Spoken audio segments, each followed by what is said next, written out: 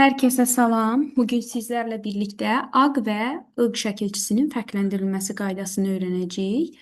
Bəzən qarşımıza belə bir testlər çıxır. Testdə bizə sual verirlər ki, sözlərdən biri fərqli şəkilçi ilə yaranmışdı.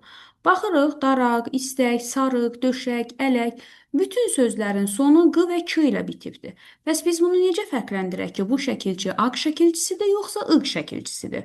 Bunun belə bir asan qaydası var. Həm ağ şəkilçisi, həm də ıq şəkilçisi q və k, yəni saitsiz forması var. Nə üçün saitsiz forması var? Sual verə bilərsiniz.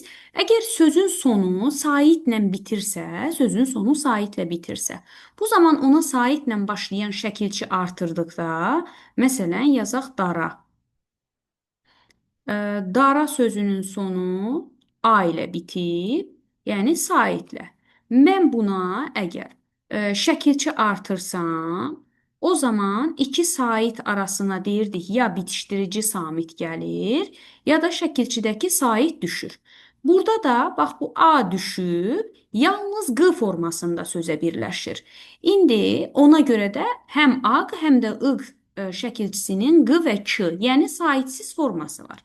Samitdən ibarət şəkilçinin aq yoxsa ıq olduğunu, yəni bu q, k-nın aq yoxsa ıq şəkilçisinə aid olduğunu müəyyənləşdirmək üçün onların açıq yoxsa qapalı saitdən sonra işlənməsinə baxmaq lazımdır.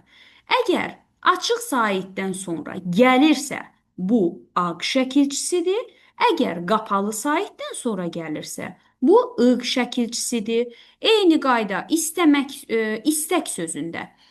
Baxırıq ki, burada açıq saitdir. Deməli, bizim şəkilçimiz aq şəkilçisidir. Baxırıq, burada isə özündən əvvəlki qapalı saitdir. Deməli, burada da ıq şəkilçisidir. İndi testimizə qayıdaq və testimizdə baxaq görək bizim testimizin cavabı nədir? Deməli, daraq. Baxırıq, burada deməli, qdan əvvəl açıq saitdir. Deməli, bu aq şəkilçisidir. Burada k-dan əvvəl ə saitidir. Deməli, açıq saitdir. Bu da aq şəkilçisidir. Burada isə qapalı saitdir. Deməli, bu ıq şəkilçisidir. Hələ ki, bizim fərqli olan variantımız budur. Döşək sözündə özündən əvvəl açıq sait gəlib, deməli, aqdır. Ələk sözündə də özündən əvvəl açıq sait gəlib, deməli, bu da aq şəkilçisidir. Bizim cavabımız olacaq C variantı. Bugünlük bu qədər. Gələn izahlarımızda görüşərik.